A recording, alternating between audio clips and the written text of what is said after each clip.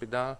I'm doing internal medicine. So we're gonna talk today about the residency in Cyprus, what you need to do after you graduate and stuff. Okay, so you get your degree.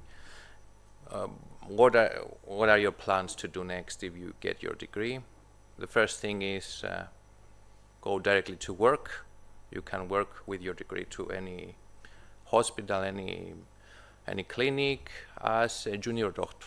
Okay, but my advice is to start preparing for the exams. If you want to take the exams in Cyprus, you need to start working on that. You need to do some things first. So after graduation, you apply for medical license. What you need to do to apply for medical license, first you need to enter the medical council registry. Okay, with your degree, you need an application form, your CV, some other stuff like birth certificate and this kind of things. You need to have your medical degree, your medical diploma, and you need it translated into Greek. Okay, and with the translation, after the translation of the degree, you need to verify it with apostille. Okay, then you bring all these documents to the Ministry of Health along with 2 photos, and you pay around 300 euros. It is reviewed around mid-July. So if they want to give you if they want to register you in the medical council, they will do, if you have all the necessary documents. Okay, after that you need to go to the Cyprus Medical Association. Bring the registry to the Cyprus Medical Association. You pay there as well a fee around 100 euros, and you have your medical license. With this, with the medical license, you either go for work or apply for residency. Okay, the applications for medical residency start around late August to mid-September. Okay, and what you need to do, again, those documents you already have, along with the application form, and you enter those documents to the Ministry of Health again with the specialty you want to do. It's not generally. If you want internal medicine, you will put on the application internal medicine. If you want surgery, you will put on the application surgery. Okay. And after the application process ends, they will give you a catalog with the positions they offer at each specialty. It's going to look like this. Okay. Okay. These are the positions they gave last year. Okay. So the positions for internal medicine. You see, for if you want cardiology, they gave 1 position. Okay. If you want internal medicine, pure internal medicine, 3 positions. Okay. So it's quite competitive. And the dashes mean no positions? yes. But because I think this is outdated. Because I went into the website. But I went into the website, I think, a month ago, and it said that there would be 2 positions for oncology specifically. The oncology, maybe at the year they open positions. Okay. But the positions they offered at the application process were 0. If you want to risk and apply for a no position with the perspective that they open the position, then go for it. It's risky because when you apply for internal medicine, you are there. You are not allowed to go into cardiology, and okay. So quite few positions, and each year they narrow the spaces. Okay. And these are This is for the whole country, correct? yes. Yes. And these are the surgery residencies, okay? And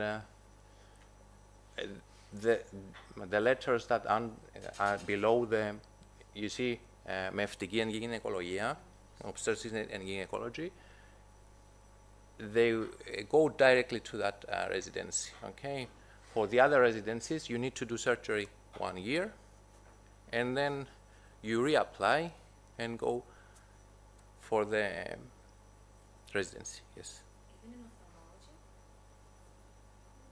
ophthalmology? Ophthalmology, you need to do general surgery first, and then you reapply, okay? And when you reapply, you quit your current position, and then again you enter the exams. Okay. It's a bit annoying, the system in Cyprus. Okay. For example, if you want to do let's say cardiology, now they changed, but if you want to do pneumonology, you need to do first internal medicine 1 year, and then go to pneumonology. Okay. So these are the positions. They are quite few, and now the exam. The exam starts around. The exam is around end October or early November. It's made of 100 MCQs with negative marking. Okay. And this counts for 80%, and the oral exam is around 20%. And the pass mark is 50%. So if you go below 50%, you disqualify. If you go above 50%, you enter the competition for these positions you applied. Okay. The competition mark is around over 75%. And let's see the catalogs here. Okay. These are the catalogs. The persons that scored above 50%, let's say for internal medicine, in pathologia, internal medicine, they gave only 3 positions. So the third is around 72. Yes. Number 1, is it the highest grade? Yes. Everyone? Yes, number 1 is the highest grade and goes on. So I don't know cardiology, they gave only 1 position, so number 1 is 92. 92. Yeah, the second one which is also 92, Who gets it if they get the same grade? and then you go into the orals and they decide. Whose is the pay? Yeah. Okay. It's quite competitive. These are for the internal medicine residencies. Okay. And these are for surgery residencies. Yeah. I think surgery gave only 2 positions, so the first 2, 83 and 82, they got the position, the rest disqualified. Yeah. So you need to start. Yes. How many applicants per year? Like, if they take like 3 applicants, how many are there like total? Total around 150 to 200. Yeah. Oh, Yeah. So a total of 20 positions at best. Yes. And the trick is that if you apply for internal medicine, you stay there. You can score more than the one that with the cardiologist, but you are not allowed to go into cardiologist. Okay, that's it. And the residency in Cyprus, how it is, it sucks. Okay, like all the residencies in the world, but other countries are a bit better than in Cyprus, because in Cyprus there is a lot of work. You have the 24-hour shift at best. Okay, so the working hours are 7:30 to 3. Okay, the normal working hours, 7:30 to 3. And you go there, work around 3, if you finish at 3.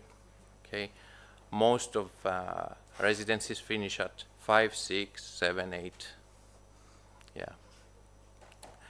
And you have the on-calls, where you stay in the hospital for a 24-hour shift. You go there at 7:30, and you work until 10, 11, 12 the other morning. Okay. Some residencies, they work even the whole next day. Okay, and it is continuous work. You don't get to rest. Okay, you have 1-2 hours, but you have a lot on your mind. You have a lot of work, so yeah, it's quite intense. Okay, and what do you do as a resident? A lot of secretarial work. Okay, the majority of the work is secretarial. You need to write reports, write a lot of stuff that the patient needs. You have to schedule his appointments and stuff. The examining part, the clinical part, in the morning is around 1 hour. Okay, so from 8 until 9, you examine your patients with your consultant. Okay, and then you have the time to take the blood samples and to order some new diagnostic procedures, and then around 12 to 1, the diagnostics come back. You need to evaluate those results and then decide what to do with your patient. Okay. There is an annual leave, 20 days each year, and you have a sick leave 22 days each year, and the salary is around 2,000, which is pretty good for Cyprus, the basic salary, and you have a rise each year around 150. About the on-calls, the salary is 3 euros per hour. Yeah. Yeah. We need to, we're trying to fix this, but it's 3 euros per hour. We made a complaint to the Ministry of Health. They gave us 50 cents, so it's 3.50 per hour now.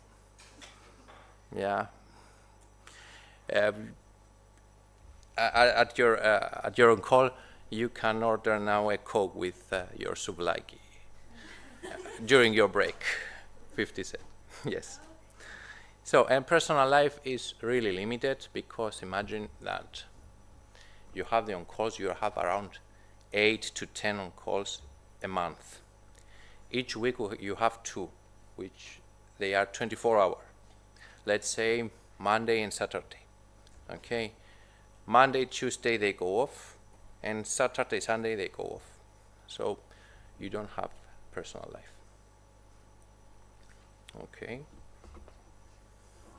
We're trying to fix these things now, with a lot of things going with the Ministry of Health. Okay, and residency means you are a resident in the hospital. And I've put some sample questions if you want to know a bit the thinking procedure of the questions. They will tell you that it's pretty straightforward. They are tricky. Okay, for example, this question is straightforward. Okay, but you have other questions that I've put it in Greek, but if you want I can translate. Which of the following is not found in hypercalcemia during malignancy rather than hyperparathyroidism? And you need to have a global thinking on the hypercalcemia, okay? Because what you do in the university, you know the cause of hypercalcemia. You don't know which causes apply to the hypercalcemia at one cause or another cause. You know the general cause of hypercalcemia. So you need to have a global thinking. Okay. And you have this type of questions as well, the case questions. A woman 50 years old, obese, and with multiple pregnancies, come to the emergency room that has a pain right lower quadrant and vomiting. What is your first examination you will do? Okay.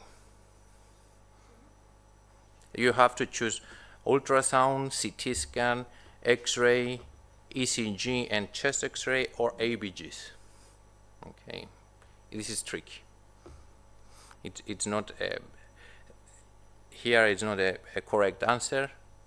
It's based on your own experience.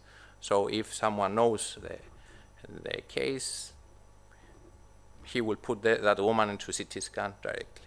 Okay. But the very first thing to do is ECG and chest X-ray. Okay, that's the normal procedure. Okay, and then we have the questions like this: a man 30 years old with fever, with nuchal rigidity, and headache, comes to the emergency room. At the CSF analysis, it has 1,200 white blood cells, 100 proteins, and 30 glucose. What treatment you'll do next? The first is ceftriaxone and dexamethasone. The second is ceftriaxone. The third one is ampicillin with ceftriaxone, and the third one is ceftriaxone with acyclovir. Based on your knowledge on medicine, you need it's clearly meningitis. Okay, so the treatment for meningitis is ceftriaxone. Okay, but you need to think that this is a 30-year-old man. Okay, so we have two possible causes of meningitis. The one is streptococcus and the other one is meningidococcus. Okay, so 30 years old, you will think that it's more streptococcus, and streptococcus does this thing with the cytokine storm. So you need to put ceftriaxone and dexamethasone. Okay, so this is the way of thinking, because if you don't process in each question, you will not get the correct answer. Okay, and another question is in which of this infectious disease you need to do a prophylaxis. It's pretty straightforward. Okay. Rheumatological questions, and you need to cancel out which is not included. Okay, this type of questions. And okay, the other type of questions is one. The correct answer is A, B, or both, or none at all.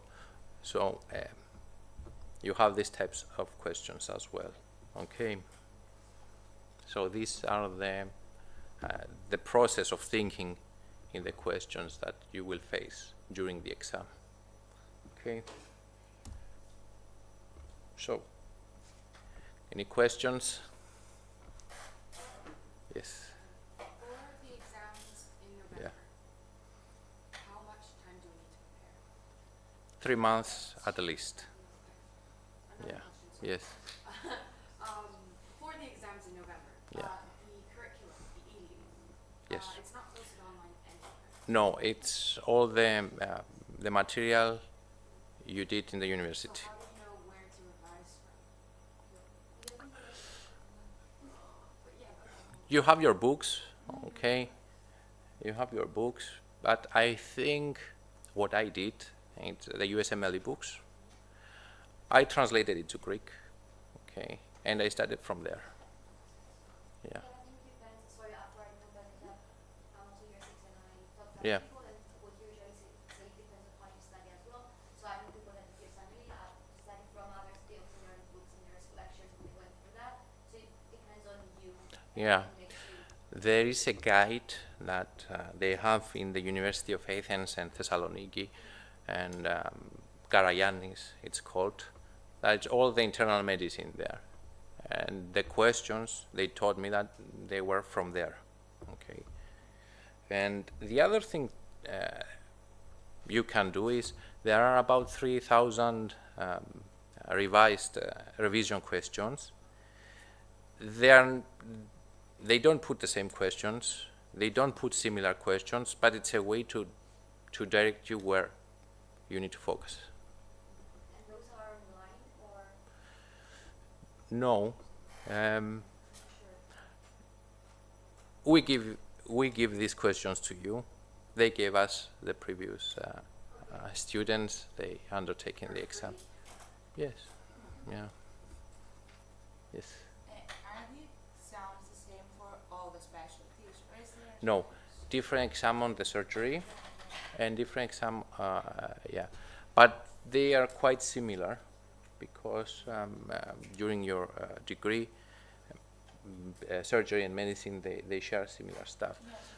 For example, a question about a procedure in medicine, okay?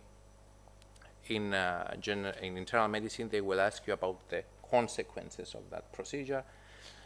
In surgery, they will ask you about the procedure. Yeah. Yes. So I've been also for accounting for surgery. So I know that, for instance, for pediatric surgery, you need 2 years of general. So first you need to apply for general surgery, right? And Yes. Yes. then you retake the exams, or? Yes. Yes. You quit your position, okay? And they at the Ministry of Health, they won't allow you to apply if you didn't quit your position. Okay, so you need to quit and then retake the Yeah. exams. You retake the exams again, Yes. twice. Yeah. For example, you need to go into gynecology, obstetrics and gynecology.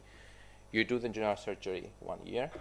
You quit your position completely. You lose your position, and then you reapply for gynecology, and you undertake the exam again, and you compete with all those guys. And if you don't pass, you've lost your Yes. And there's Wow. only 3 positions every year of Yeah. general surgery. Yes. No, I mean it depends. Every year changes. Come, it's not more than 10. No, but I'm Yeah. saying that for a year you can have 0. For Yeah. neurology this year had 0.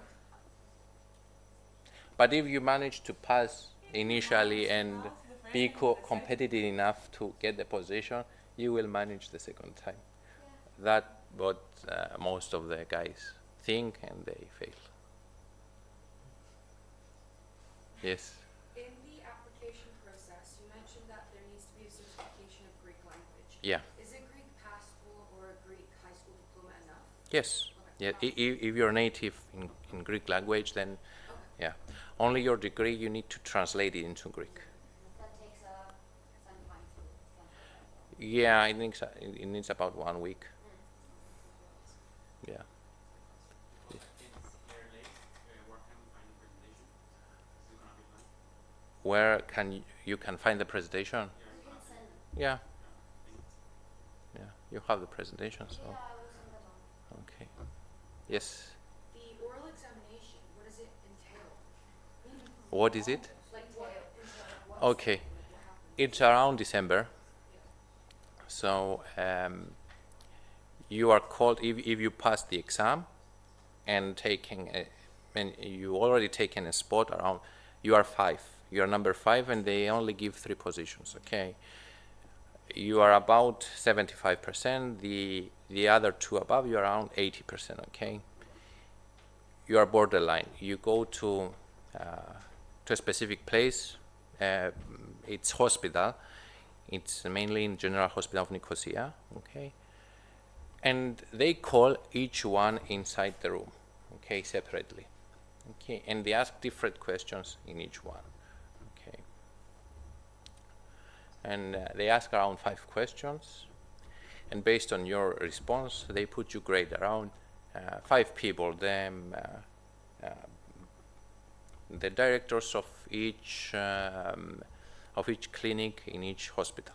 Okay, if you want to do surgery, they are the 5 directors of Nicosia General Hospital, Limassol General Hospital, and They ask you questions, one question each one. It also can be like not really medicine related too, from what I've heard. I don't know. I don't know. It has to be medicine related. Otherwise, yeah. It's based on what you studied. Yeah. Yeah. You know, here in Cyprus there is this. Yeah. Meso, the so-called meso, visma in Greek. Do you use it for your residencies? Yeah, a lot of spots already even from before. Yeah. And you don't know it. You are in Greece is like Cyprus. the only place the only thing that you cannot use your visma for. But in Greece you don't have exams, but you you can enter the specialty as an outnumbered individual. Okay, so you skip the line in Greece. Yeah. But yeah, also like from my heard, I don't know if it's true, but like one of the girls that took 2 years of university, not 3 years ago, that passed the exam for neurosurgery, like general surgery, and then went to neurosurgery specifically. One of the questions that she was asked was whether she wants kids, and she said yes, and they cut her. Oh, wow. Okay. This is illegal. Yeah, that's why Yeah, I was this asking about the questions. this is illegal. I don't know how reliable it is, but Okay, pregnancy during residency is really tough. Yeah, a lot of complications. A lot of girls lose the baby because of the many hours of shift. Imagine that you are 24 hours there. Okay, you need to see and supervise about in internal medicine 80 patients, 80, and then you are called at the emergency to evaluate the patients that come in and need hospitalization. And these costs they are around 30 to 40. Okay, you go to the emergency 30 to 40 times, and then you have the other 80 patients on the wards having their troubles as well. Okay, so it's quite intense. You don't sit at all. You don't drink water. Yeah. Yes. Knowing what you know now, Yeah. would you do the same thing? Come to Cyprus for residency? Yes. That's comforting. Yes, because. like university, like if you're from Cyprus and I'm from Okay. Cyprus, that would also be my first choice because it's your home country. It's my first choice as well, and I'm not even Cypriot, so. Yeah. But I think for Cyprus it's a bit different. It will always be our first option, Cyprus. Yeah. I like Cyprus. And I don't want to go to Greece because things are similar with lower budget, lower salary. Yeah. Talking about salary, I don't know if you said something about it, like university. Yes. What about it? It's around 2,000 euros per month. Yeah.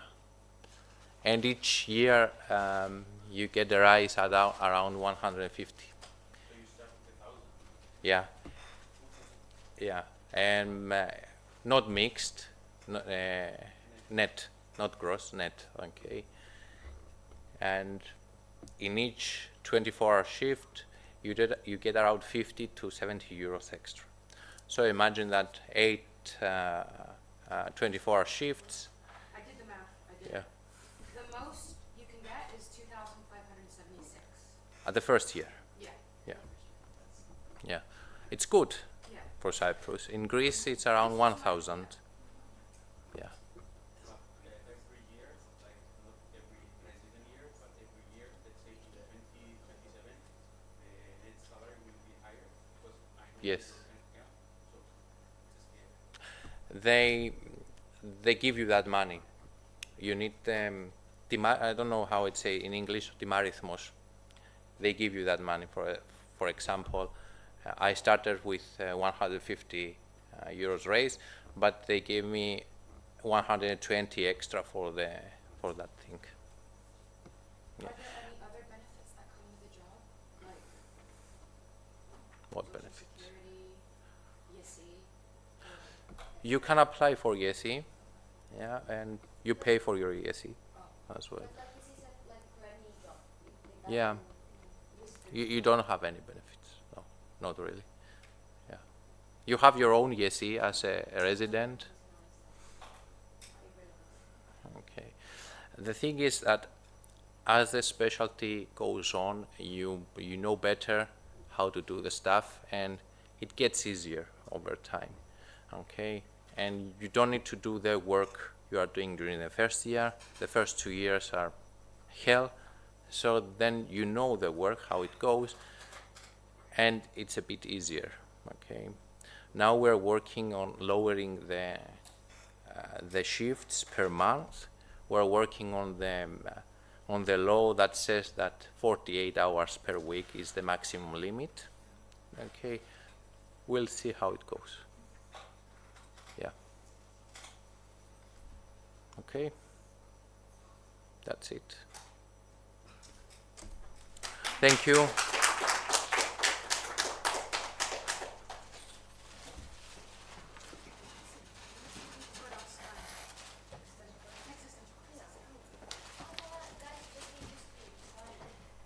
Well, we thank you, Dr. Christoforidis, for this informative and grounded session. It's always inspiring to see our graduates return and give back. Let's continue with our sessions.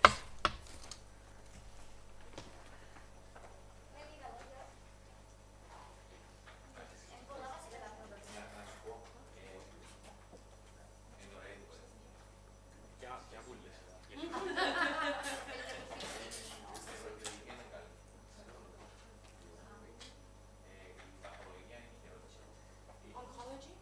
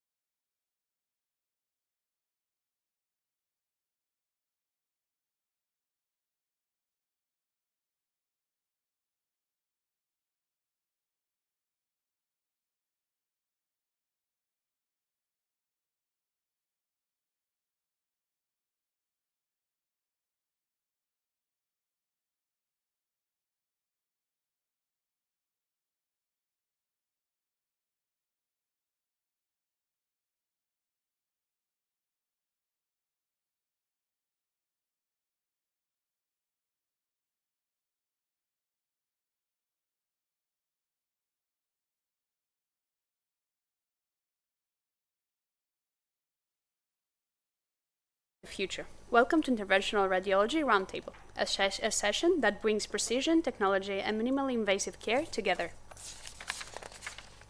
We are joined today by Dr. Tsiskari, a pioneer in the field and a passionate advocate for radiology's expanding role in modern patient care. Let's begin the Interventional Radiology Roundtable.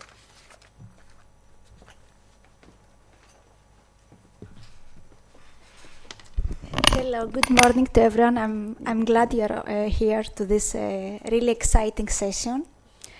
So first of all, I would like to thank the organizing committee for the brilliant idea they had to organize a roundtable about interventional radiology. I accepted this invitation with a great pleasure because I do think interventional radiology is a fascinating specialty and subspecialty. It keeps evolving. And I think it's time for you, the medical students, to get to know a little bit more deep, okay, what is interventional radiology all about?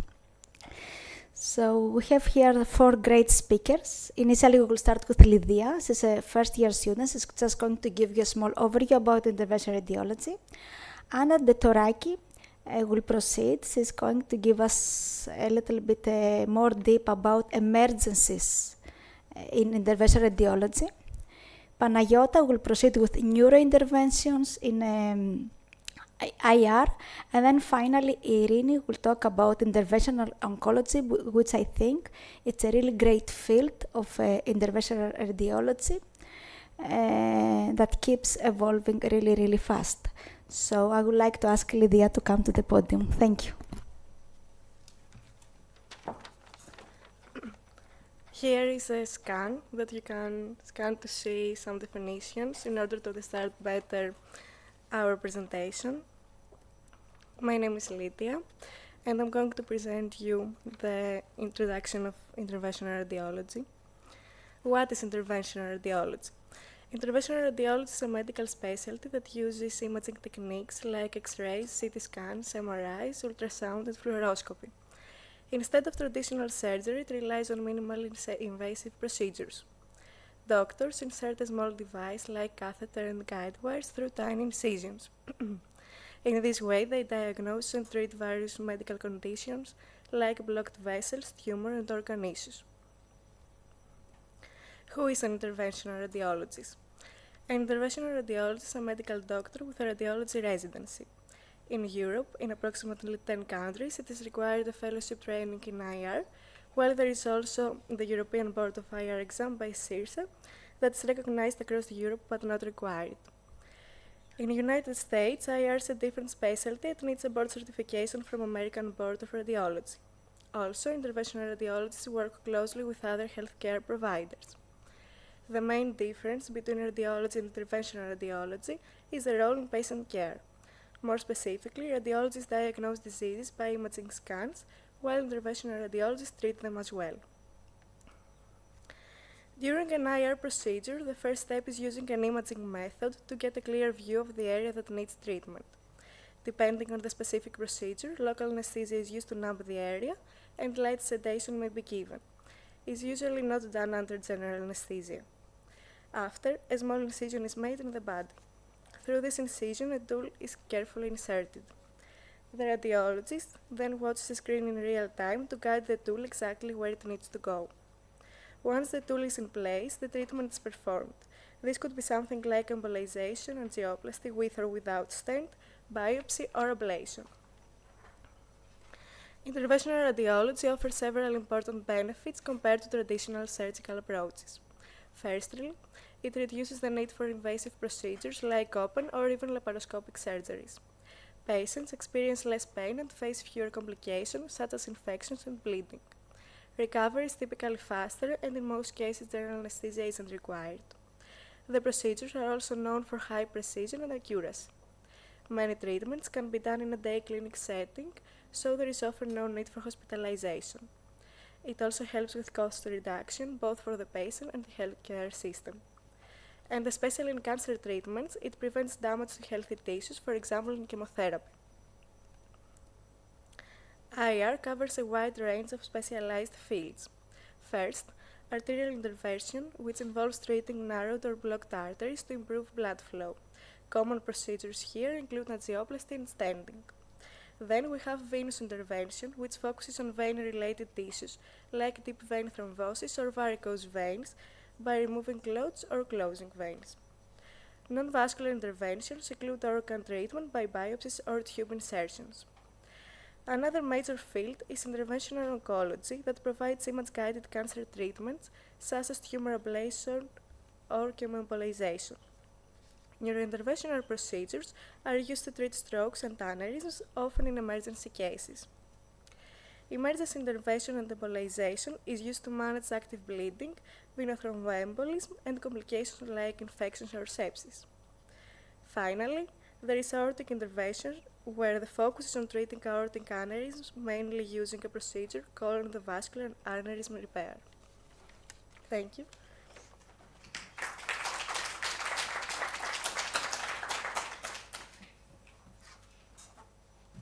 Thank you, Lydia, for this wonderful introduction.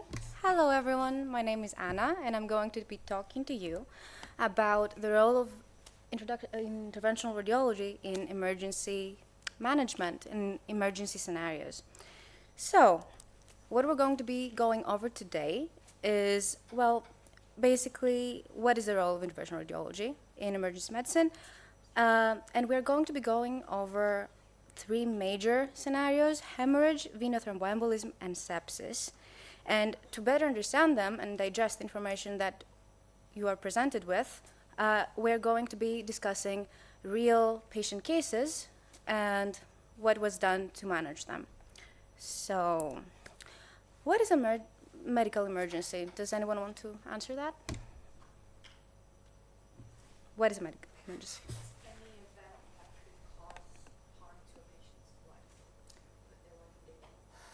Pretty much, yeah. It's an acute injury or illness, and it needs to pose an immediate risk to a person's life or long-term health. And like we said, we're going to be going over hemorrhage, thrombi and emboli, and infections that may lead to sepsis. So before we begin, we need to establish that interventional radiology is a specialty that very heavily relies on tools.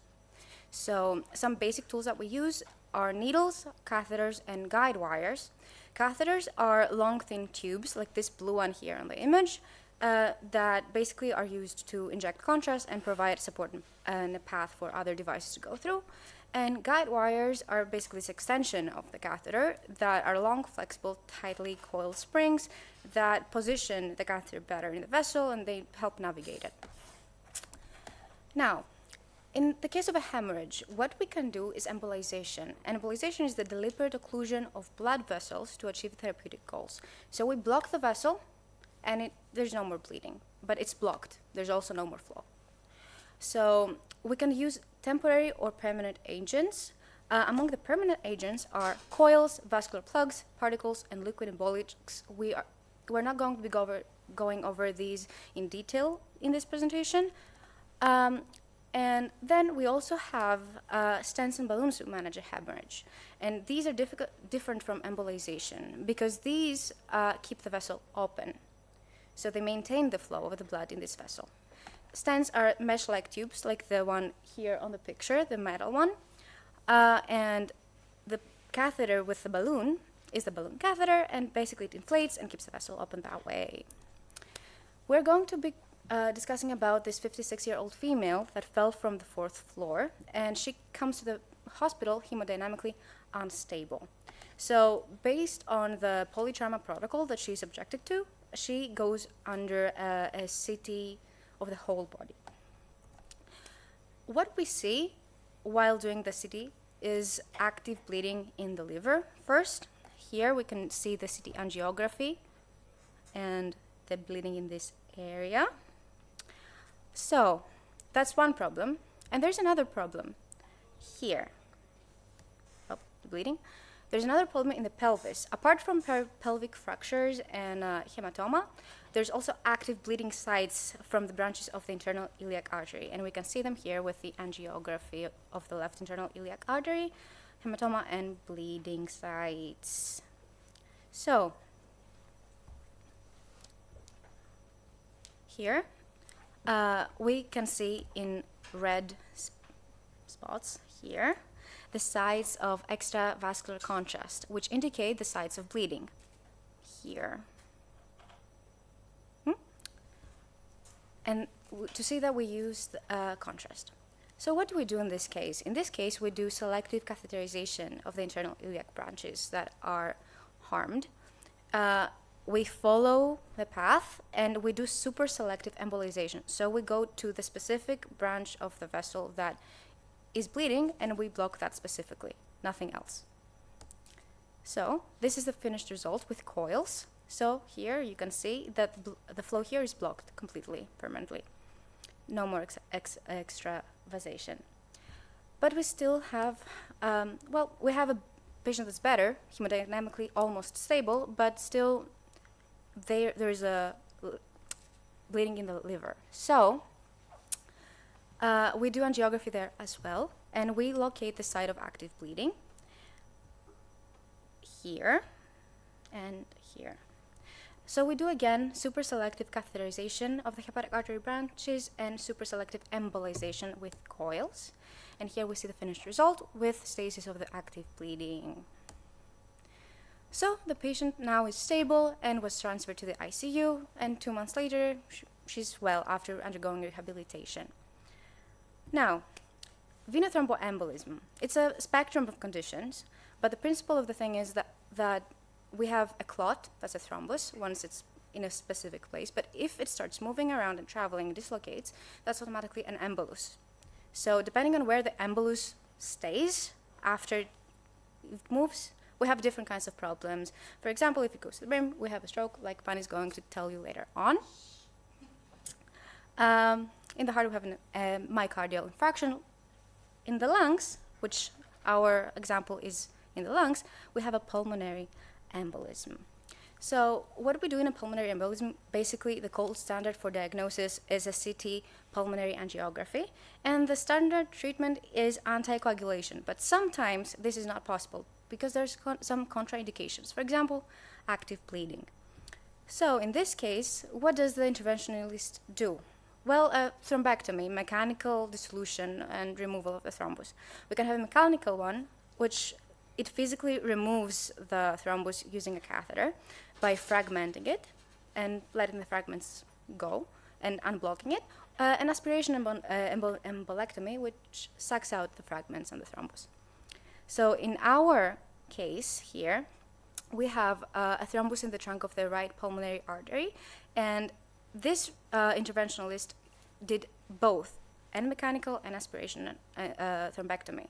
So here we see the trunk of the right pulmonary artery that's blocked, and in angiography we see better exactly the extent of the blockage.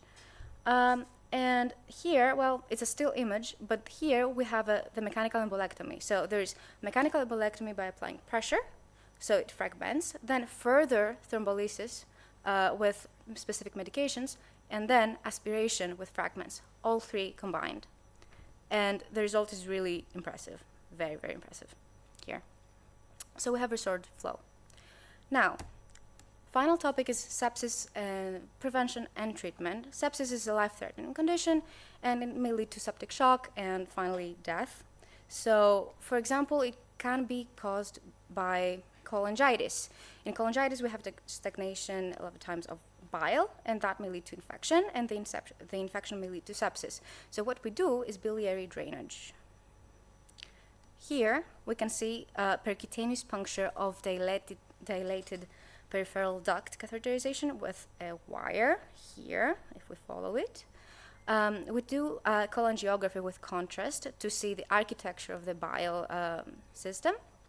And we see that we have an obstruction at the distal end of the common bile duct due to a pancreatic head mass. So what the interventionalist did here is they crossed the obstruction to reach the duodenum and establish a drainage. And here you can see the contrast. It goes through the duodenum and the bile is drained that way. That actually is not the first choice for an interventionalist to do. The first choice is ERCP, endoscopic retrograde cholangiography and cholangiopancreatography. This is preferred because it's both a diagnostic and a therapeutic procedure.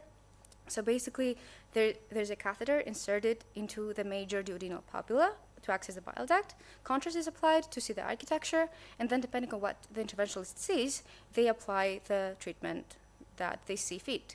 For example, if there's a stone, they can remove it, or if there's a stenosis, a stent.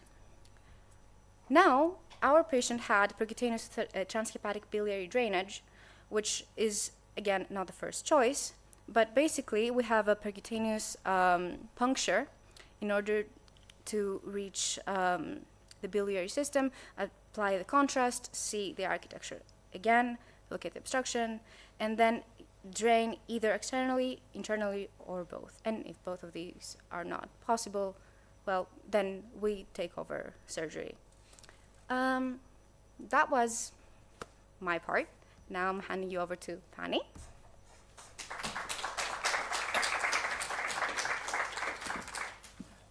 Hi guys, I'm Pani or Panayota. I'm a fifth-year medical student, and I would like to ask you guys a question. When you hear the term neurointerventional radiology, what comes in mind? Any conditions? She kind of already said it, but any conditions? Yep. Yep. Strokes. So, what is the definition of a stroke? It's the sudden loss of neurological function due to hypoperfusion. And there are two main types, the ischemic stroke and the hemorrhagic stroke, and the ischemic is the most common one. Do you guys know the difference between an ischemic stroke and a hemorrhagic in very simple terms? Anyone? Yes? Ischemic, there's no blood. Hemorrhagic, there's too much. Exactly. Perfect. So, in neurointerventional radiology and in neuro in general, we say time is brain. So those are emergencies that we need to fix as quickly as possible. We said that 2 million neurons are lost every minute during ischemia. So, if you see here the example of the ischemic stroke, as Anna said before, we can have a thrombus or an embolus, and the embolus is when a clot is formed somewhere else in the body and then it travels towards the body, whereas a thrombus is when the clot forms at that specific location. In ischemic stroke, we have large vessel occlusion, and it usually affects the internal carotid artery, the middle cerebral artery, and the basilar artery. Small vessel disease, which is not really a type that can be managed with interventional radiology. And we have in mind the time windows. So if a patient comes within a time window of 4.5 hours with a stroke, we can continue with IV thrombolysis using medication. But if a patient comes after that, we can extend that window and use mechanical thrombectomy if the patient comes within 6 hours. And in specific patients, that window can be up to 24 hours. And there are different scores that are used in order to figure this out. So, okay, a patient comes. We think they're having an ischemic stroke. What do?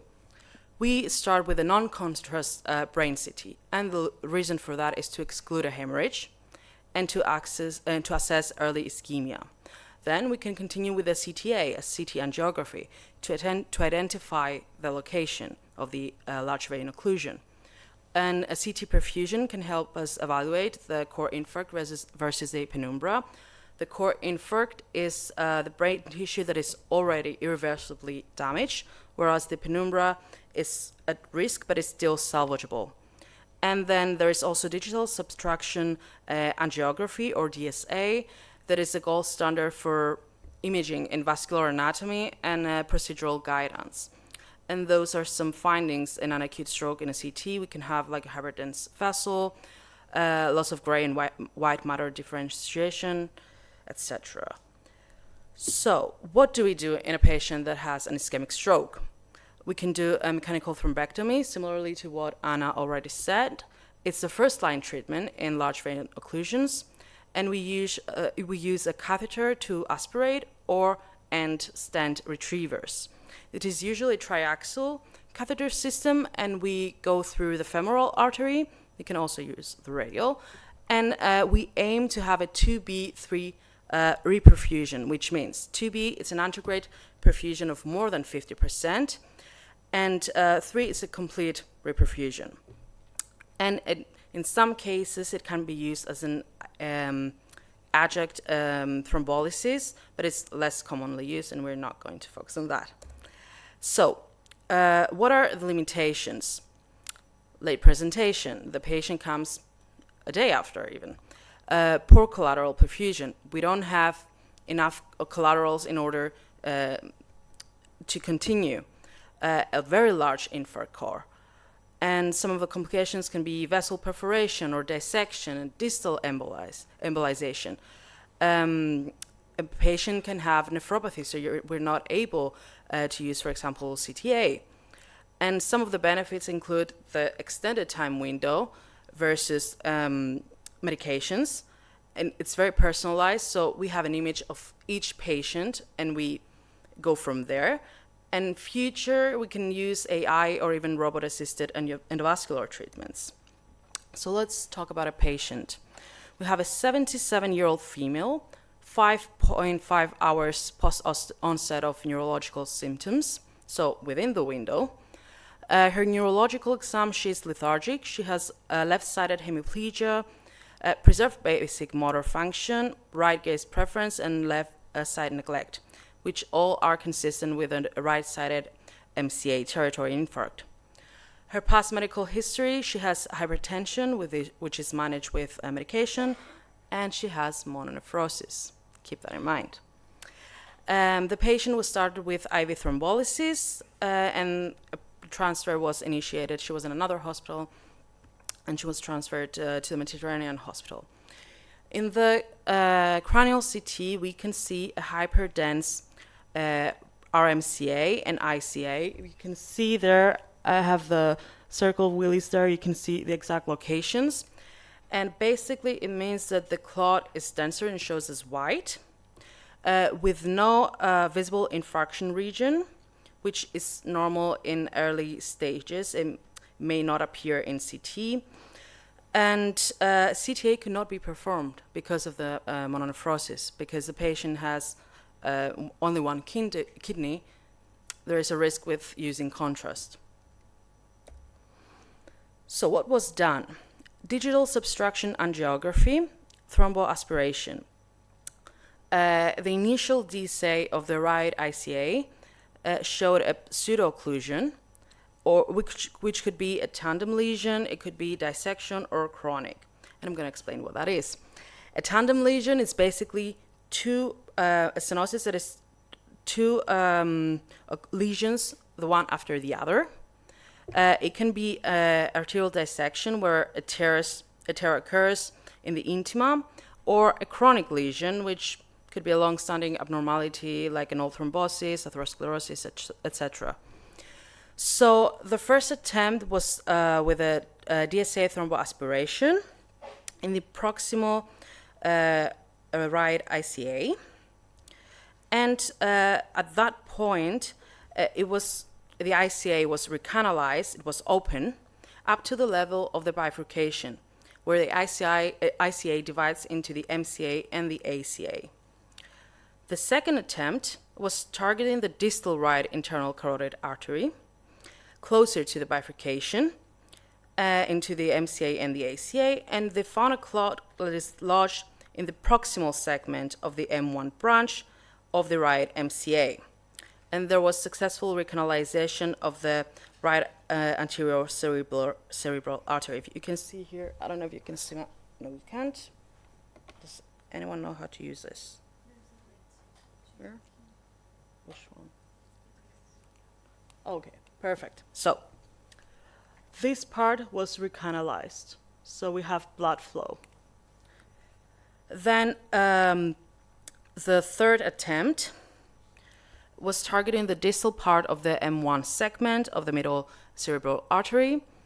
And the residual clot here was lodged even further downstream the peripheral branches of the MCA. So basically, here we recanalized everything, and you can see the blood flow. But Some of the thrombi went more distally, which means we have what is called filling defects. At that point, there is nothing else you can do. The vessels are too tiny. It's everything that could have been done was done. But if you see the start and the finish, it's a very big difference.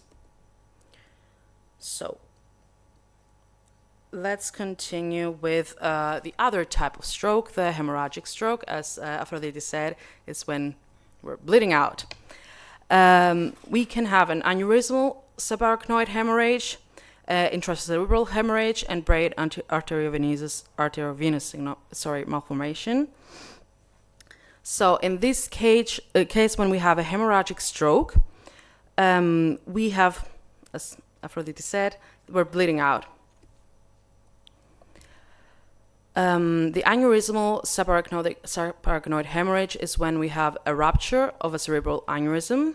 The symptoms include a sudden onset of thunderclap headache. Patients will usually say it's the worst headache of their life. Remember that for 5th year. It's going to be in the exams. Nausea and vomiting, loss of consciousness, and neurological deficits. It causes high mortality, and it's the most common site is the circle of Willis, and the most common type is the circular berry aneurysm. Risk factors include genetic factors, smoking, hypertension, and alcohol consumption. And the high mortality, it is said that approximately 20% of patients die before even reaching the hospital. So what can we do?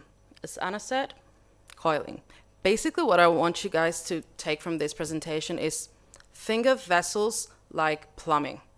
If we have something blocked, we remove it. If we have something that is bleeding out, we patch it. So, endovascular coiling is the first line of treatment in many of these cases, where they use platinum coil placement to form a clot. So in this case, we actually want the clot.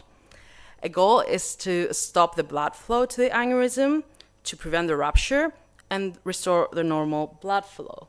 So if you can see there, so the normal blood flow would be that, and if blood goes there, we're doomed. So we need to patch it up, and so that the blood flow can be restored. And that is done by introducing a catheter through the femoral artery, going up to the circle of Willis, and putting coil there. Newer techniques can include stent-assisted coiling, balloon-assisted coiling, flow diverters and disruptors, etc. Benefits are, okay, this is minimally invasive. It's a lower risk of complications, and it's ideal for difficult-to-reach aneurysms. That is, in case of other aneurysms, it can, what is it called? You can have open surgery, open brain surgery, and clamp it. But there are some aneurysms that are in locations that are very difficult to reach, so this is perfect for that. Risks include thromboembolism, recanalization, and infection or bleeding. So we have another case, 62-year-old female presenting with thunderclap headache, neck pain, and vomiting. Symptom onset 24 hours prior to admission. Her past medical history includes hypertension, dyslipidemia, and long-term smoking. For imaging, we did a cranial non-contrast CT, which showed a Fisher grade for subarachnoid hemorrhage with intraventricular hemorrhage. Okay, I'm going to explain what that means. A Fisher 4 is basically an intracerebral hemorrhage or an intraventricular hemorrhage, so we can see the blood. In this case, you can see it here in the ventricles.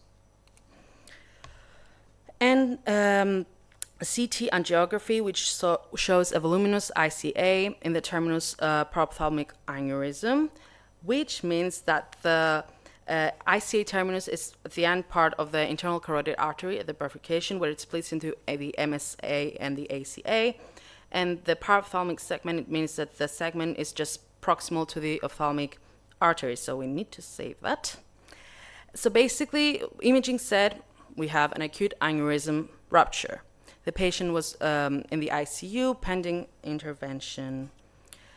For this intervention, a coil was placed in the bifurcation to protect the ophthalmic artery. And it is 80% density. That means 80% of coiling density means that the aneurysm sac is filled about 80%. And that 80% of it is packed with the coils. And that matters because that it's a good occlusion, and there is a lower risk of recurrence. If you go with a lower percentage, an aneurysm could reemerge. So the other type is the brain arteriovenous malformations, which are congenital abnormal vascular tangles. We have abnormal blood flow. So the arteries anastomose the veins, and they bypass the capillary system. Can anyone tell me why that is bad? I can help. Anyone? Okay. So in the arteries, we have a higher pressure than in the veins. And the capillary system works by decreasing the pressure step by step until you go to the veins, the blood goes to the veins that has a very low pressure. So if that system is bypassed, we have a very high pressure artery flowing into a vein that is not used to handling that much pressure, which means what? That can rupture. So an example for that is, think when you're having a shower. Normally you have the faucet and then the shower head and then the drain. But in an AVM, you have the faucet and then the drain. There's no shower head. So the pressure, too much pressure, it's increased. For that, we use AVM embolization, where a catheter is inserted via the femoral artery under fluoroscopy, and we use embolic agents to completely occlude that. We can use onyx, which is a liquid embolic agent, NBCA glue, or liquid glue, or polyvinyl alcohol, which are biodegradable particles, and can be used as an adjunct to surgery and radiosurgery. And our goal here is to reduce the blood flow completely, prevent the rupture, and shrink the AVM prior to surgery. A risk, though, is an incomplete needleless occlusion that would lead to rupture. I'm done. That was my part. I would like to welcome Irene for the next part. You can still scan the QR code if you like, for those that didn't get it earlier. So I will be talking about interventional oncology. So most of us are familiar with oncology, but not many are familiar with interventional oncology. So it is the youngest and fastest growing branch of IR. It is dedicated to diagnosis, treatment, and cancer palliation. It uses minimally invasive procedures, and it is now considered the fourth pillar of modern cancer care.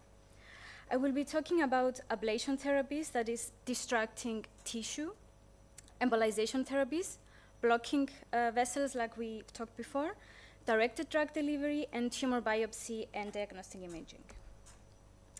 Starting off with biopsy, it is a safe, effective, and widely used technique. It is minimally invasive, like mentioned before, and it uses techniques like image-guided needle biopsy, core needle biopsy, fine needle aspiration, and it has the advantages of real-time monitoring of the procedure, and the major advantage of outpatient or short-stay procedure. Now, starting off with the ablation therapies, we have thermal and non-thermal, those that use heat or cold for thermal, and those that use no heat or cold, so the non-thermal ones. The first thermal one is radiofrequency ablation, and it was first developed, was the first one developed. It is safe and efficacious. It uses radio waves that produce resistive heating around the electrode. So these are the electrodes used. And they cause tissue hyperthermia and thus leading to coagulative necrosis. This procedure is fast, easy, predictable, safe, and relatively cheap. But due to the heat effect, it can cause a heat sink effect, so as it's called, where the vessels next to the surrounding area to the probes absorb the heat that we produce, and the blood flow removes this heat from the target tissue that we want to ablate, thus creating a lower temperature than the one desired for the tumor, for example. The next thermal ablation technique, again, is microwave. It's a newer one compared to radio frequency. It uses microwave energy. And we have the interaction of microwaves and water molecules in the tissue that, again, in the same principle, causes tissue hyperthermia and cellular death by coagulative necrosis again. When compared to radio frequency ablation from before, it has a lower heat sink effect. Now, moving on to cryoablation, it is still a thermal ablation technique. And we use freezing to destroy tumors. So basically, the probes, as the one shown here, these three, they are rapidly cooled using argon gas, and they create ice crystals around the tips. We can calculate the size of the ice ball. We can calculate everything according to the tumor that we want to target. It offers the advantage of real-time monitoring using CT or ultrasound, and because the ice is also an anesthetic, we also use that to our advantage. And for a disadvantage, it can lead to systemic inflammatory response syndrome, also known as cryoshock. And this picture shows that the doctors, before putting the probes into the patient, they test them in the water to see that there are no faults in the probes before treating a patient. Now we have a female that is obese with diabetes, and we have a CT with contrast of her abdomen. And we see a kidney mass on the left kidney that was 6 centimeters in maximum diameter. So the management that was followed was with cryoablation using 6 probes.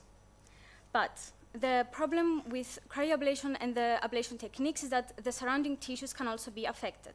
So what we do, we identify which structures are nearby. And for example, in this case, the ureter was very close. So the doctor used a ureteral stent. The colon was also nearby, somewhere here. The colon was also nearby, and the doctor used the hydrodissection method that used spinal needles to inject dextrose mixed with contrast, because we always want to see where we are working on. And we need a minimum distance of 5 millimeters, and the optimal one is 10. And we can monitor the ice ball in real time. And these are the very bright lines are the probes that we showed earlier. Now we have a video of the real-time CT. You can see the very bright lines that enter the kidney tumor are the probes of the cryoablation. Let me play it again. And in real time, you can also see that this area here, it's a bit darker gray. This is the actual ice ball during the procedure. So basically freezing the tumor. And moving on for follow-up, we had the tumor before. That was 6 centimeters in maximum diameter in the 6 and 12-month follow-up. We observed a shrinkage that the new dimension was 5 centimeters, and we also saw lack of enhancement, so less contrast uptake, or basically no contrast uptake as compared to the previous one. And you can see that the color here is more bright in the before image, and later it was darker gray. So our treatment was a success. Moving on to targeted therapies, we have the transarterial chemoembolization that was first introduced in the 70s, and it uses chemotherapy drugs to block the arteries that feed the tumors. So it induces necrosis by selective ischemia and the anti-cancer drug effects. It is suitable for non-surgical candidates, even though multiple sessions may be needed, and it is limited to certain tumors with good blood supply. We have a video about TACE, the transarterial chemoembolization. We have no sound. I will just describe the video. So it is a minimal invasive targeted treatment option. The catheter is inserted as into a vessel in the groin, and I don't know if you can see it going up. And using X-ray, the doctor moves the catheter to the specific vessel that feeds the tumor, and then the mixture of chemotherapy and embolic, The mixture of chemotherapy and embolic particles is injected through the catheter, and the treatment is targeted to the tumor. Moving on with another case for TACE, we have a male 56 years old with a large liver cancer.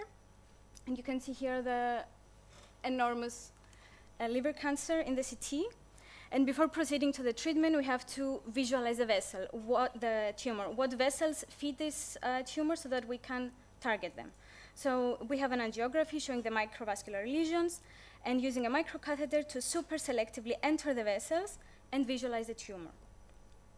The treatment of choice was chemoembolization, so we used chemotherapy and lipiodol, which is both a carrier and an embolic material, and it is also radiopaque. So we can monitor the distribution of the chemotherapy drug in real time as it is radiopaque. And in the after image, after the treatment, we see the almost homogeneous distribution of lipiodol. And in the 1-year follow-up MRI, we see complete response, and there is no tumor seen in this MRI image. However, this is not the case. Usually, we don't see a complete response. We see a great response, but this is one of the rare cases where the tumor completely disappeared after the TACE. And moving on from the techniques, the interventional oncologists deal with kidney tumors, lung tumors, and liver tumors. Depending on the case, depending on the patients, you can use either thermal, cryoablation, TACE, depending on the case. And moving on to emerging techniques, as this is a fast-growing field, we have electrochemotherapy that, simply put to term, is we use electric pulses to open pores in tumor cells, permanent pores, and we, at the same time, inject chemotherapy drugs either through an artery or a vein, and the chemotherapy drugs can enter the tumor cells through the pores, and when this happens, we stop the electric pulses, the pores close, and the chemotherapy drug becomes trapped inside the tumor. That leads to apoptotic cell death. The advantages is the localized treatment, and it is very promising. However, it is not widely available and requires expertise to be performed. And lastly, we can also combine therapies like microspheres, embolic microspheres with TACE, the TACE that we talked about before. So in comparison to the conventional TACE, we have the drug-eluting embolic microspheres that gradually release, and with a sustained release of chemotherapy directly into the tumor tissue, that again reduces systemic drug exposure. And coming to the end of the presentation, we have challenges in this field as with all fields, such as integration and collaboration with different specialties. In education and training, there is lack of standardized curricula in interventional oncology. Maybe there's limited awareness in medical students like us, or even in clinicians nowadays, and even research and evidence base needs to be validated for long-term outcomes. And concluding, interventional oncology is a fast-expanding field and is established as the 4th pillar of modern oncology care. It offers minimally invasive, image-guided alternatives. We have thermal, non-thermal embolization therapies and novel techniques that expand the therapeutic landscape. And with continued research, training, and ethical integration are essential to drive the field forward. Thank you for your attention. And before moving on to questions, I would like to invite Professor Tsiskari to the stage to present one of her exceptional cases. Thank you all. Thank you, Irini. So, yes, I would like also to present you an exceptional case of interventional radiology and specifically interventional oncology. So this is a patient, 76 years old, with a history of metastatic colorectal cancer. This patient actually passed away like a couple of months ago, but one of the most impressive things is that she was alive 14 years. So she was diagnosed 14 years ago, and we managed, not me, but working as a team, and that's the most important thing, to give her a really good quality of life and give her life for 14 years after she was diagnosed with metastatic colorectal cancer, which is I think the average survival is like 12 months. It's a stage 4 cancer, so it's considered to be 12 months survival rate. So generally we did a lot of things to these patients, of course. She had the right-sided hepatectomy 7 years ago because of metastasis. Later on, she developed 2 new metastases, which were treated with the method of interventional oncology, 2 of the methods that Irini presented. So one was treated with microwave ablation, and the other one was treated with IRE. The second one was treated with IRE because it was really centrally located, obscuring the inferior vena cava. So we had to use a non-thermal ablation to minimize the risk of damage. Then the patient, because of all these interventions, at some point she presented with jaundice. She was disease-free, but she had jaundice because of stenosis of the common bile duct because of the whole treatment. We placed a drain, as Anna showed us, and then we placed also 2 metallic stents. She was alive, she had a good quality of life, and she was considered to be disease-free, and she had like big intervals of chemo-free, which was really good for the patient. And you know, the more time you give to these patients, unfortunately, the more problems they come, and really unusual problems that you have to treat them or to find a way to treatment, because you have to, first of all, to keep them alive and also to make sure they have a really good quality of life. So we reached at the point, after like maybe 12 years, that she was presenting to the emergency department with recurrent episodes of hematochezia. Actually, the episodes were so severe that she needed frequent blood transfusions. Initially, they were they say that it's due of hemorrhage. She did have hemorrhage, but they were treated 3 times endoscopically with some temporary relief. Patient kept coming back with serious bleedings. So we had a CT scan, and the CT scan revealed stenosis of the portal vein. And that was also a consequence of the interventions that took place in the liver. And also we depicted that they were perirectal varices at the level of the anastomosis. This patient had also a surgery, of course, a colorectal surgery initially. So there were a lot of varices. So some of the hemorrhoids, they were not real hemorrhoids, actually, and they were varices. Varices, venous varices, and this was because we had a lot of portosystemic collaterals because of the portal vein stenosis to decompress the portal hypertension. And here we can see the CT scan of the patient.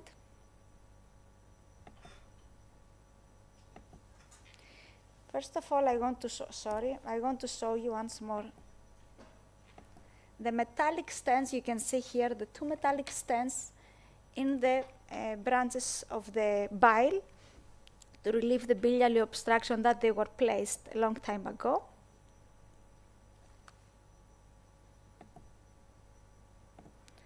We can see also the portal vein stenosis next to the stents, and at the end, if you follow this patient, you are going to see a lot of varices here at the level of the rectum, at the site of the anastomosis. Here in these axial CT scan images, we can depict, you can see better the varices on the wall of the rectum, here and here. So we had an MDT, like always, and we're discussing the patient. So I proposed that maybe we can solve this patient's problem, because that was her problem at this time. That was her only problem that would bring her frequent to the hospital, not her cancer. Okay, let's see if we can embolize these varices to solve her problem. So how can we embolize these varices? So these varices, they were related to the inferior mesenteric vein. So we have to find a way to reach the inferior mesenteric vein. And these are portosystemic collaterals. What is the way to reach the inferior mesenteric vein? Can you think of anatomy? How can we get access to the inferior mesenteric vein? Okay, I'm not going to make it complicated for you. Yes, Spiros, yes. Yes, through the splenic vein, that's a good option, yes. Okay, before we proceed to that, so another option in this patient, maybe it was to place just a stent to the portal vein, to open up the stenosis, to decompress the portal system, and maybe to decompress the varices. I decided not to proceed with that actually because the patient had already 2 stents in the biles, which are in close proximity to the portal vein. So I thought maybe this will cause further complications. Then we decided, yes, that maybe we have to go through the splenic vein to find the inferior mesenteric vein. Actually, these are portosystemic collaterals. So these are collaterals that they open up along the inferior mesenteric vein because of the high pressure.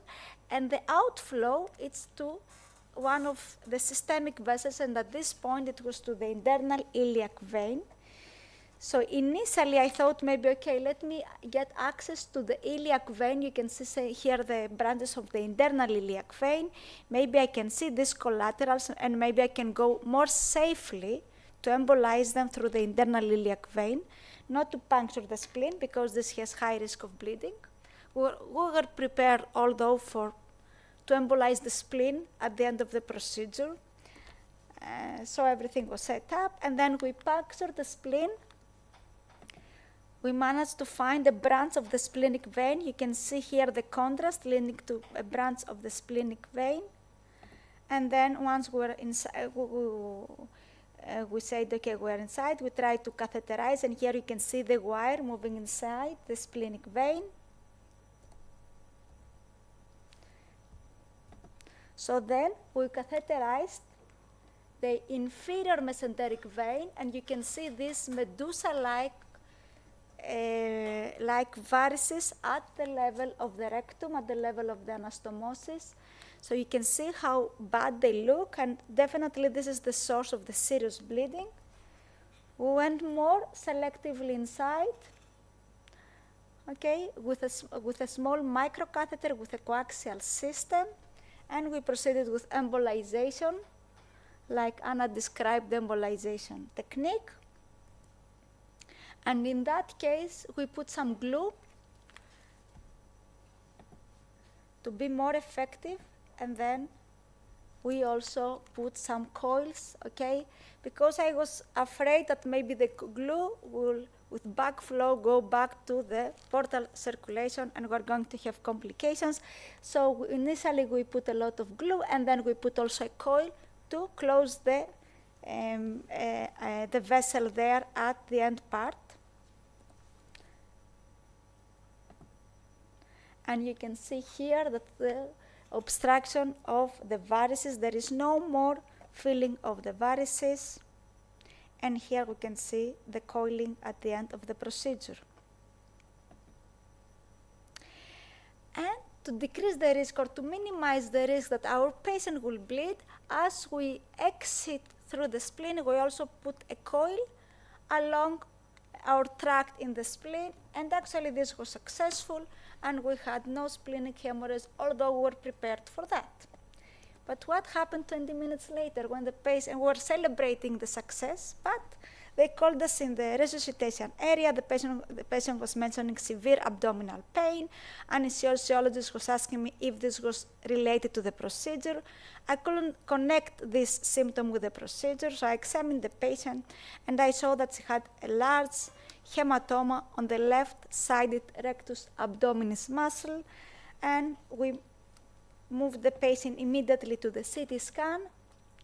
And you can see here the CT scan, CT angiography. And you are going soon, so you can see here the spleen, only small fluid, perisplenic fluid, no signs of hemorrhage. But as we are approaching more down, you can see huge hematoma on the right side, abdomen of the rectus sheath of the right side, of the right side of the abdominal wall. And here we are going to see also some signs of active bleeding. How did this happen? Actually, this accidentally happened during our innocent puncture of the left common femoral vein. So what is supposed to be innocent, it caused such big disaster. But it's okay. We had blood products. We knew how to, of course, to deal with that. And we proceeded with embolization of the inferior epigastric artery. And here we can see immediately catheterization, inferior epigastric artery, because we know that this was the artery that was bleeding. Super selective catheterization, we can see here the active bleeding, and few more coils for our patient solved the problem. The patient got discharged 4 days later, hemodynamically stable. Colonoscopy performed 1 month later, only few hemorrhages, no signs of bleeding, and 6 months follow-up had no recurrence of hematochezia, and actually she passed away maybe, I think, like 16 months later, and she had no other recurrent episode of bleeding. The reason she passed away because of sepsis, because bile sepsis. Unfortunately, that's what I'm telling you, that we had these metallic stents there for 5 years. Usually you place them for 1 or 2 years maximum until to relieve the obstruction, then the patients, most of the patients, they pass away. She had the chance to live, so we didn't know, like she had recurrence episodes of bile sepsis all the time, and that was unfortunately the reason she died at the end, and not from the cancer. She died cancer-free, and that's the sad story, but what can you do? Okay, so thank you.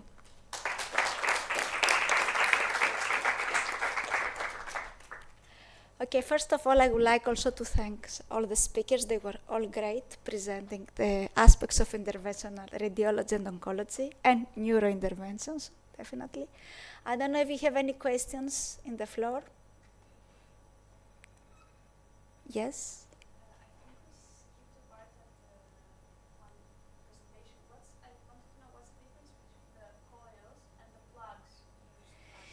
Yes.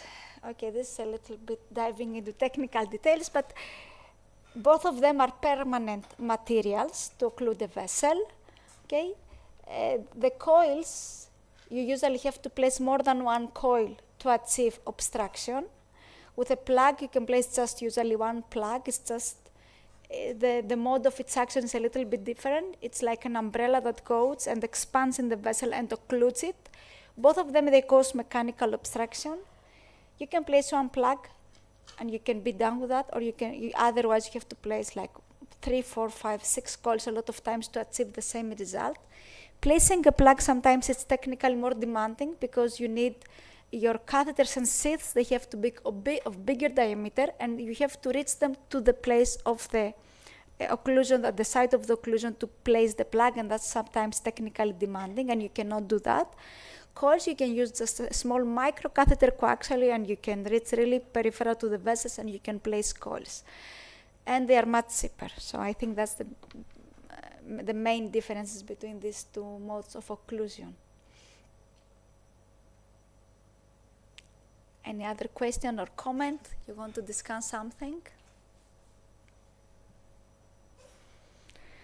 Together here with us is also Dr. Theodosis Tsinas. He's a neurointerventional radiologist in Mediterranean Hospital. So I don't know if he wants to make any comment, or if you have questions about neurointerventions, of course, feel free. Theodosis, you want to make any comment? First of all, thanks for the invitation. Your presentation is excellent. It's hospital resident level and not student level. The amount of information that you have is very demanding and to find, and also to present and to understand. It's a whole field. Interventional radiology moves only forward. The last 10 years, it exploded in ways that no one could imagine. And to speak about my field, we have like only the material that we're using. You're getting new and new materials every 6 months, which wasn't an issue like 10 years ago. And I'm very happy for the audience to come to understand the basics, at least not the basics, but the neurointerventional field that you presented. It has a lot of information inside. I don't know the level of information that you brought to the audience. They understood it like 100%, but it doesn't matter. One thing that I would like to add to your presentation, it's in perfect timing also because it's Stroke Awareness Month and Mechanical Thrombectomy Day yesterday, that I need to raise awareness about the physicians, about the use of contrast media, for example. Contrast medium is barely an issue of having like a serious event of the kidneys if the patient's line is on the line. So a stroke is the equation of the stroke of the brain is the heart attack, and we must actually react function or like a 20% renal function, it's a contraindication for an elective examination for the patient, but at the time being like a stroke, that we actually need to do something about it. The CTA is not contraindicated, and the DSA is not contraindicated because you're actually having only the CT scan to show you like an occluded vessel. This is step one. The patient will go to the ICU and he will actually have a lot of contrast medium inside it, but afterwards we can manage that. We can put on the filter, the hemocatalysis filter, we go to the ICU, further maintenance. It's not like the end of the world. Of course, I understand the other side of it, which is allergy. So allergy must be managed. So we have like a patient mononephrosis but allergic to contrast media. This is also a combined issue, but this will be managed from the anesthesiology doctor, and he will get like a prophylactic state to become a contrast media. So stroke awareness is time is brain, is act fast. Everything starts from the patient to act fast, and then it will be like continue to the hospital. But I find your presentation really remarkable, and I'm open to questions if anyone wants to meet up later. And happy to be here. Dr. Sky, thanks for the invitation again.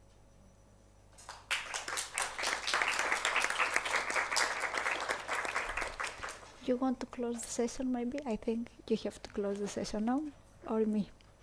Okay, any other comments, remarks, something? No. So thank you all for being here.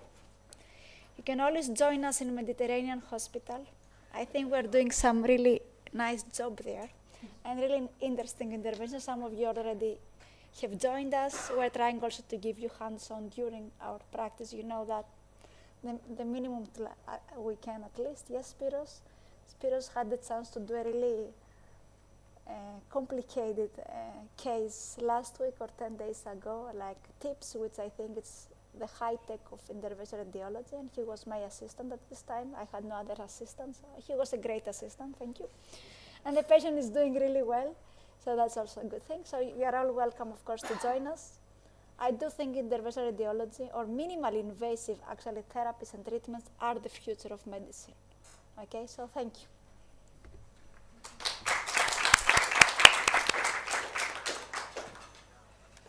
Well, that concludes our interventional radiology roundtable. A big thank you to Dr. Tiskari and to all whom participated. Let's keep exploring the frontiers of innovation together on the next session. Thank you.